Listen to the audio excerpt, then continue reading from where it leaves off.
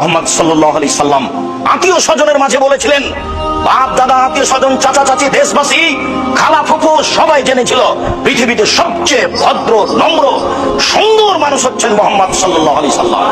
তার আত্মীয় স্বজন জানতো পৃথিবীর মাটিতে মুহাম্মদ সাল্লাল্লাহু আলাইহি সাল্লামের মতো ভদ্র মানুষ কেউ জন্ম নেয়নি। আনাস রাদিয়াল্লাহু তাআলা আনহু বলেন, আল্লাহর নবীর বাড়িতে আমি 10 বছর কাজের লোক হিসেবে ছিলাম। 10 বছরের মধ্যে তিনি বলেননি লেমা কুতা লেমা ফালতা, এটা করলে কেন, এটা বললে কেন। এত বড় ভদ্র মানুষ আমি জীবনে কোনোদিন দেখিনি। এই ভদ্র মানুষ সবার প্রিয় মানুষ, প্রিয় আত্মীয় স্বজনের কাছে বলেছিলেন আল্লাহ একজন, সপ্তম আকাশের উপরে আছে। জাতির জনগণের আত্মীয় স্বজনের আল্লাহ ছিল 360 জন। আল্লাহ যদি ছেড়ে দিতে বলেন তাহলে মানুষ মেনে নেয় কি করবে? তাই তো মানুষ বলেছিল এ কি যেমন তেমন আশ্চর্য, এ কি যেমন তেমন পথ, আল্লাহুস সামাদ।